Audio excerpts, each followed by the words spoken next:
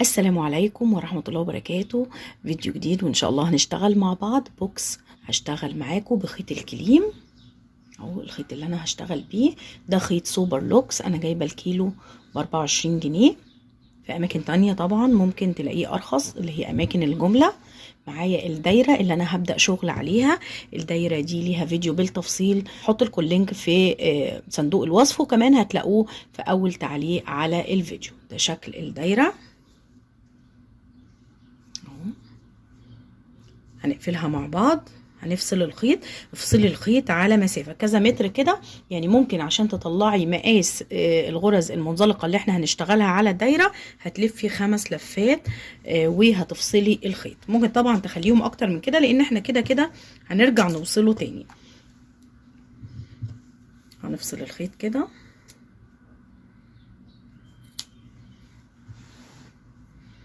وهنقفل السطر مع بعض. ده السطر الاخير في الدايره هنقفله مع بعض نفس القفله في باقي السطور، لكن مع اختلاف بسيط جدا ان احنا بنسحب الخيط خالص من اخر حلقه. شايفين الحلقه الاخيره بنسحب منها الخيط كله.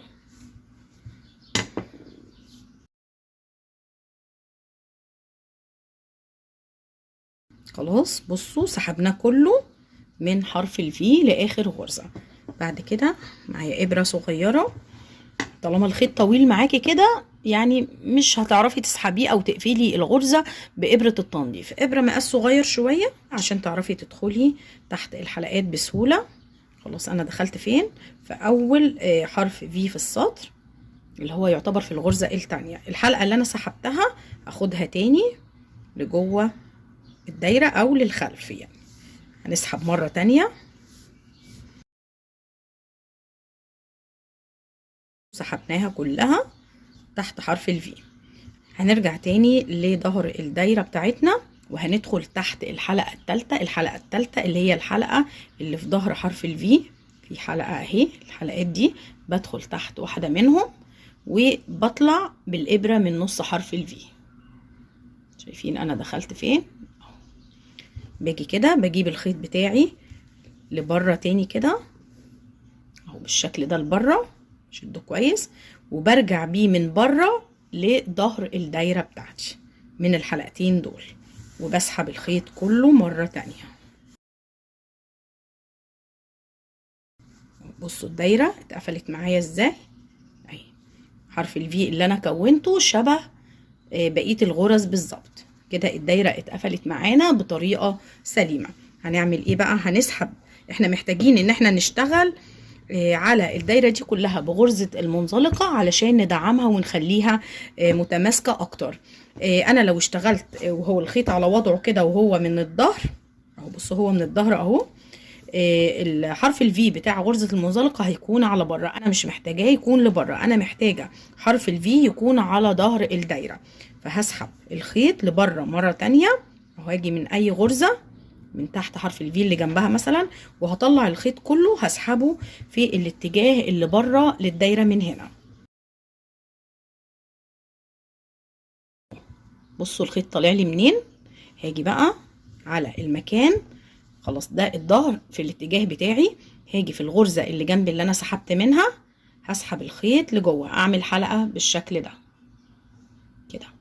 معايا حلقه واحده على الابره، هاجي على اللي بعدها هسحب الخيط وهطلع من الحلقه اللي على الابره منزلقه.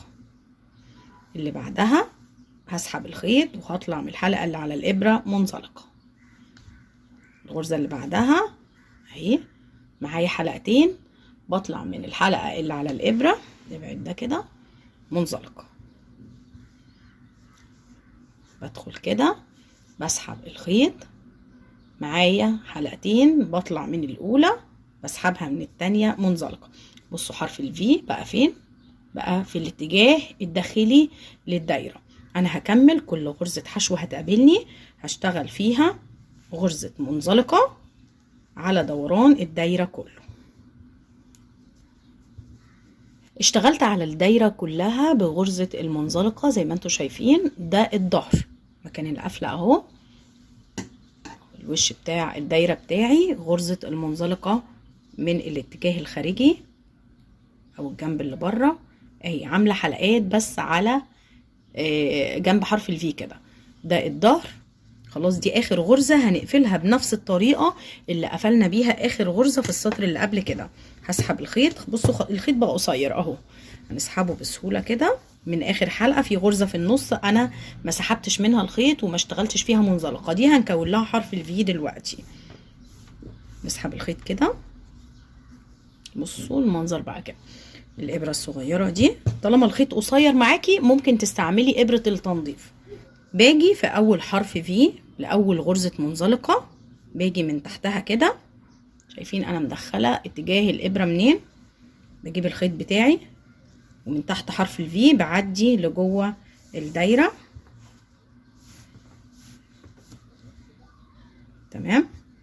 بعد كده برجع اخر غرزة منزلقة في السطر، باجي من ورا بدخل من تحت اللي هي الغرز بتاعة الحشو اللي انا شغلاها في اخر سطر. بصوا دخلت منين، هي اخر غرزة، بدخل من تحت الفي بتاع غرزة الحشو لنص غرزة المنزلقة، بطلع من النص بالظبط. شايفين انا طلعت منين، من نص حرف الفي، وبسحب الخيط بتاعي لبره عشان السطر يكون مقفول بطريقة كويسة. انا بكون حرف الفي بتاعي عشان يكون لي الغرزة اللي هشتغل فيها. خلاص كده انا محتاجة بقى ان انا ارجع الخيط بتاعي لجوه تاني علشان اشتغل بطريقة كويسة على غرز المنزلقة. خلاص انا قفلت السطر كده، برجعه بالشكل ده. طبعا احنا هنوصل بقى الخيط بتاعنا، احنا كده خلصنا ان احنا نسحب الخيط في الاتجاه ده والاتجاه ده، فالموضوع بقى بسيط خلاص. احنا هنوصل الخيط علشان نشتغل اول سطر من اللون، وبعد كده هبدل وهشتغل باللون التاني اللي هو ده. انا هكمل شغل باللون ده تمام، لكن هشتغل طبعا لو انت عايزه تشتغلي البوكس بلون واحد مفيش مشكله، هتوصلي مره واحده وهتكملي شغل على طول. خلاص نيجي على الحرف كده بإبرة الخياطة العادية. طريقة وصل سهلة جدا جدا وما بتكونش ظاهرة في الشغل وشكلها بيكون كويس. ممكن تخيطي كذا مرة، طبقتين يعني خياطة، انا بخيط مرة واحدة وبداري الخيط بتاعي في وسط الغرز. خلاص كده بصوا بداريها بالشكل ده. الخيطة بتاعتي بلمها لجوه الخيط كده. خلاص كده الخيط مظبوط معايا على الشغل على طول، والقاعدة مظبوطة معايا، وغرز المنزلقة اللي انا هشتغل فيها جاهزة، كل حاجة كده تمام. هنبدأ بقى ندخل تحت اول غرزة منزلقة. احنا بندخل تحت غرزة المنزلقة، حرف الفي بتاع المنزلقة بس، حلقة بطلع منها، ودي اول غرزة.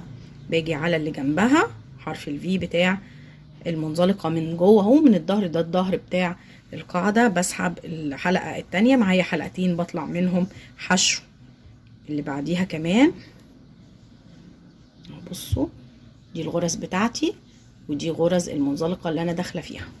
بسحب الخيط بطلع حشو اللي بعديها كمان، وبطلع حشو، وبكمل شغل على غرز المنزلقة اللي هتقابلني كلها. كل غرزة هتقابلني هشتغل فيها غرزة حشو واحدة من غير اي تزايد. وصلت لنهاية السطر الاول من غرزة الحشو. بصوا الشكل بقى كده. خلاص لو انتي هتكملي بنفس اللون هتقفلي القفلة اللي احنا متعودين عليها. اسحبي الحلقة شوية كده، وهتيجي في اول حرف في السطر هتسحبي الخيط، دي القفلة المظبوطة، وهتيجي في اول غرزة اللي انتي قفلتي فيها تدخلي في النص كده، هتسحبي الخيط الطويل، الحلقة معاكي اهي زي ما هي، وهتطلعي معاكي حلقة، هتاخدي التانية معاكي على الابرة بالشكل ده، وهتطلعي منهم الاتنين. شايفين كده؟ طيب لو انتي هتفصلي الخيط، نفصل الخيط على مسافة عشان نعرف نداريه 15-20 سنتي كده تقريبا. خلاص مش محتاجين اللون ده تاني. هنسحب الخيط من الحلقة خالص وهنيجي في اول حرف في هنسحب الخيط لجوه كده، هنيجي من ورا اهو في الغرزة الاخيرة في السطر الحلقة الثالثة بتاعتها، شايفين دخلت فين، وفي نص حرف الفي كمان، يعني بدخل تحت حلقتين، بجيب الخيط لبره كده وبسحب الخيط لجوه البوكس مرة تانية. بصوا كده السطر اتقفل معايا بطريقة كويسة. الخيط ده هندريه تحت الغرز بإبرة التنظيف او خديه تحت الغرز وانتي شغالة. هبدأ ان انا اوصل اللون التاني وزي ما قلت لكم نفس السمك بس ده فيه لمعة شوية. بصوا نفس الفتلة اللي انا شغالة فيها بالظبط. باجي عند المكان اللي انا قفلت فيه بدخل في نص الغرزة عادي جدا مكان ما كنت هشتغل. شايفين انا ما بشتغلش في حرف الفي ده، انا بشتغل في الضلعين اللي تحت دول. بسحب الخيط طرف الخيط بتاعي اهو، بجيب الخيط كده بالشكل ده على العدلة بتاعته وبسحبه لبره كده. معايا حلقة اهي، الخيط الجديد اللي انا سحبته الطرف القصير بتاعه والخيط القديم اللي انا قفلت بيه هاخده معايا تحت الغرز وانا شغالة. خلاص اول حلقة هسحب منها كده، اول حلقة سحبت منها هحسبها اول غرزة. هاجي على الغرزة التانية وهشتغل في الحلقة الخلفية. معايا الضلعين بتوع الغرزة اهم حرف الفي، باجي على الضلع اللي ورا هنا. شايفين انا بدخل فين؟ نص الغرزة اهو، بدخل هنا تمام، بسيب الضلع ده بشتغل الغرزة التانية في الحلقة الخلفية، باجي على الغرزة اللي بعدها بشتغلها في الضلعين اللي تحت. بريح الخيط شوية كده وبطلع من الحلقتين، يعني بشتغل غرزة وغرزة، غرزة في الضلعين اللي تحت والغرزة التانية في الحلقة الخلفية. هبدل تاني وهشتغل في الحلقة الخلفية، بسيب الضلع ده وباجي على اللي ورا ومعايا الخيط باخده معايا، بسحب الخيط وبشتغل غرزة، باجي على اللي بعده بشتغل في الضلعين اللي تحت في نص الغرزة بالظبط، وتتأكدي ان انتي طالعة صح من ورا. بسحب الخيط بطلع من الحلقتين كده. هكمل بنفس الطريقة الغرزة اللي بعد كده في الحلقة الخلفية، بدخل في الحلقة اللي ورا وفي نص حرف الفي بالظبط، بسحب الخيط بطلع من الحلقتين غرزة حشو. البوكس كله هيكون بغرزة الحشو، لكن هشتغل غرزة سنبلة وغرزة في الحلقة الخلفية. اللي جاية هتكون سنبلة يعني في الضلعين اللي تحت دول، هدخل في النص بالظبط وهسحب الخيط وهطلع من الحلقتين. ده السطر الاول، انا هكمله كله بنفس الطريقة غرزة وغرزة، وهنرجع نقفله مع بعض ونبدأ السطر التاني سوا. وصلت لنهاية السطر الاول من اللون التاني، هنقفل السطر مع بعض بنفس الطريقة اللي احنا متعودين عليها. هسحب الخيط شوية كده، اشيل الابرة وهاجي في اول حرف في في السطر، هاخد الحلقة لجوه البوكس. الحلقة معايا اهي، زي ما اشتغلت اول غرزة في السطر اللي قبل كده هشتغل الغرزة دي. هدخل في الضلعين اللي تحت دول، انا هشتغل دايما اول غرزة هتكون معايا سنبلة. معايا الحلقة اهي عشان ما تسحبش مني، انا سندها كده بايدي. هسحب الخيط بتاعي الخيط الطويل اهو، الحلقة اللي انا سحباها هرجع اخدها على الابرة كده. معايا حلقتين، هظبط المقاس بتاع الغرزة بالشكل ده. هسحب الخيط من الحلقتين كده، اول غرزة معايا سنبلة. الغرزة اللي بعد كده كنت شغلاها في الحلقة الخلفية، هشتغلها برضو في الحلقة الخلفية. الغرزة اللي بعدها كانت سنبلة، هشتغلها سنبلة. يعني كل غرزة هتقابلني هشتغل فوقيها زيها وفي نفس المكان، غرزة في الحلقة الخلفية وغرزة سنبلة. كل غرزة هتقابلني، يعني الغرزة دي اللي جاية دي انا كنت شغالها في الحلقة الخلفية، هاجي في الحلقة الخلفية هسحب الخيط وهطلع من الحلقتين حشو. الغرزة اللي بعدها سنبلة، هشتغلها سنبلة زيها، فهدخل في الضلعين اللي تحت دول في النص كده. تأكدي ان انتي طالعة صح من جوه.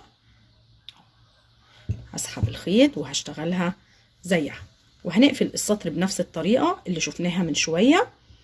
تمام، ده السطر التاني. انا هكمل لحد ما اوصل بارتفاع البوكس للطول اللي انا عايزاه، وهنرجع نشوف الشكل وصل لايه ونشتغل اخر خطوة مع بعض.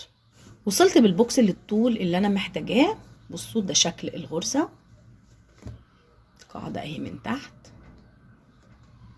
بصوا الغرزة جميلة جدا وبسيطة وبترمي معاكي بسرعة. تمام، انا وصلته ل10 سنتي. لسه هكمل طبعا سطر كمان فوق اللي انا اشتغلته ده. دي اخر حاجة. لو انت هتكملي طبعا بنفس الخيط هتقفلي نفس القفلة اللي احنا شفناها قبل كده ومتعودين عليها. لو انت هتبدلي الخيط بتاعك هتفصليه على مسافة صغيرة كده وهتسحبي بالشكل ده. خلاص، بصوا انا سحبته ازاي اهو. هرجع هنا لاول حرف في السطر وهسحب الخيط لجوه البوكس. تمام، يبقى ابره صغيره شويه اهي. هرجع هنا لجوه البوكس. شايفين الحلقه الثالثه اللي هي في ظهر حرف الفي؟ بصوا دي الحلقه الثالثه اهي. تمام، وكمان هعدي لنص حرف الفي، يعني بدخل تحت حلقتين كده. باخد الخيط وبسحبه جوه البوكس مره تانية لكن من بره بقى كده بالشكل ده. بصوا القفله دي القفله بتاعتي، مفيش اي حاجه باينه خالص. القفله مظبوطه جدا. شكل الغرز ده المكان اللي انا بقفل فيه كل سطر. بصوا مش باين اي حاجه، زيه زي باقي السطور في البوكس نفسه. تمام، هندخل اللون التاني اللي هو لون القاعده، هندخله مره تانية عشان اعمل الحرف بتاع البوكس. هشتغل سطر واحد وكمان هشتغل فوقيه منزلق. اول حاجه هاجي في نفس المكان اللي انا قفلت فيه او هدخل منين بقى؟ انا كده قفلت. ممكن تدخلي من اي مكان على فكره، ممكن اي غرزه قدامك تدخلي منها. انا هنا هاجي في الغرزه اللي انا قفلت فيها او جنبها، هدخل كده بالشكل ده في الضلعين بتوع غرزه الحشو من تحت. هسحب الخيط بتاعي على مسافه، هسيب الجزء القصير ده وهاخد حلقه كده لبره كده اهو. شايفين؟ هطلع منها اهي، ودي تعتبر اول غرزة حشو في السطر. هاخد معايا الخيوط القصيرة تحت الغرز بتاعتي علشان اداريها وما اضطرش بعد كده ان انا انضف بإبرة التنظيف. الغرزة اللي بعد كده كانت في الحلقة الخلفية هشتغلها زي ما هي في الحلقة الخلفية اهي، ومعايا الخيط تحت الغرزة كده. تمام، اللي بعديها كانت في الضلعين اللي تحت او سنبله، هشتغلها سنبله. نتاكد بس ونشوف احنا طالعين في المكان المظبوط ولا لا. لازم نكون طالعين في نص الغرزه بالظبط كده. نسحب الخيط اهو، نريحه شويه بسيطه كده ونطلع من الحلقه دي. اللي بعديها كانت في الحلقه الخلفيه، اشتغلها زي ما هي في الحلقه الخلفيه، يعني كل غرزه هشتغل فوقيها الغرزه اللي زيها. اللي بعديها كانت سنبله، هدخل سنبله كده في الضلعين اللي تحت حرف الفي وهسحب الخيط وهكملها حشو. ده السطر الاخير انا هكمله وهرجع لكم نشتغل سطر المنزلقه مع بعض. وصلت لنهايه سطر الحشو الاخير. بصوا الشكل بقى كده. خلاص هنقفل السطر لكن مش هنقفله زي كل مرة، احنا هنسحب الخيط كامل. انا كمان فصلت الخيط لان ده اخر سطر. فصلت الخيط على مسافة 5 لفات حوالين البوكس، يعني بداية من الجزء ده لفيت 5 مرات بالشكل ده كده حوالين البوكس. لفيت الخيط 5 مرات. تمام، وفصلت اداني الجزء ده ان شاء الله هيكفي غرزة المنزلقة اللي انا هشتغلها دوران البوكس. تمام، انا هسحب خلاص الخيط من اخر غرزة اشتغلتها عشان اكون حرف الفي لاول غرزة في السطر. هسحب الخيط كله، سحبته كله كده. هاجي بقى بإبرة التنظيف لو الخيط طويل معاكي هيكون بإبرة ارفع شوية. هنيجي على اول حرف في في السطر. بصوا اول غرزة ما كانش ليها حرف في، هاجي على حرف الفي للغرزة التانية.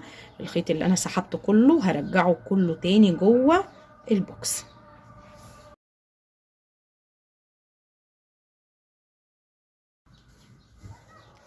اهو.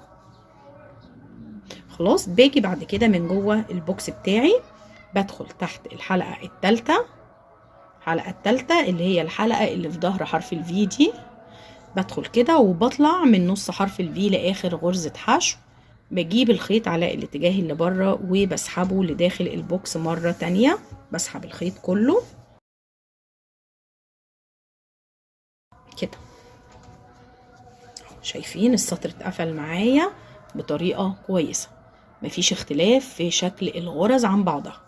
خلاص هبدأ بقى ان انا اشتغل بغرزة المنزلقة على دوران البوكس بتاعي. هاجي كده المكان اللي انا سحبت منه او اللي جنبه تحت اي حرف في لغرز الحشو هسحب الخيط، هطلع بحلقة، هاجي على حرف الفي اللي جنبها او الغرزة اللي جنبها هدخل وهطلع بحلقة تانية، هسحب الحلقة اللي انا طلعت بيها من اول حلقة على الابرة منزلقة. شايفين؟ هاجي على اللي بعدها هدخل تحت الغرزة كده، هطلع وهسحب الخيط منزلقة اهو. سطر المنزلقة ده بيدعم الحرف بتاع البوكس، وكمان بيكون شكله احلى من ان انت تسيبي الغرز كده. تمام. الغرزة اللي بعدها بدخل بسحب الخيط بطلع منزلقة، اللي بعدها كمان، اللي بعدها بالشكل ده. انا هكمل دوران البوكس كله بغرزة المنزلقة وهرجع لكم نقفل البوكس مع بعض. وصلت لنهاية غرزة المنزلقة، طبعا الحرف بقى ماسك نفسه اكتر من الاول، البوكس نفسه كله بقى متماسك اكتر من الاول. بصوا شكله جميل ازاي وبسيط جدا. خلاص دي اخر حاجة، والجزء اللي انا قصيته بالظبط على مقاس غرز المنزلقة اللي انا اشتغلتها. خلاص دي اخر غرزة، انا بسيب غرزة فاضية في النص ما بسحبش منها، ودي اول غرزة منزلقة. باجي على اخر غرزة بسحب الخيط كله بره الغرزة. تمام. ممكن بقى تنضفي بإبرة التنظيف لان احنا كده خلاص مش هنوصل الخيط بتاعنا تاني، دي اخر حاجة، ومحتاجين ان احنا نداري الخيط بتاعنا جوه الغرز. هجيب إبرة التنظيف بتاعتي وهلضم الإبرة بالخيط الجزء اللي باقي ده. خلاص هاجي هنا تحت حرف الفي لأول غرزة منزلقة في السطر، بدخل كده بسحب الخيط اهو، برجع لاخر غرزة منزلقة في السطر حرف الفي بتاعها اهو، باجي في النص بالظبط وبدخل وبعدي لجوه البوكس بتاعي. شد الخيط، بصوا هو بيتشد، بصوا شكل حرف الفي بيتكون ازاي اهو. شايفين الغرز كلها بقت شبه بعض، قفله مظبوطه جدا وما فيهاش اي حاجه. باجي من جوه بدخل تحت الحلقه الثالثه لغرزه الحشو بتاعتي عشان اداري بقى الخيط وانضف البوكس وما يكونش فيه اي خيوط من جوه.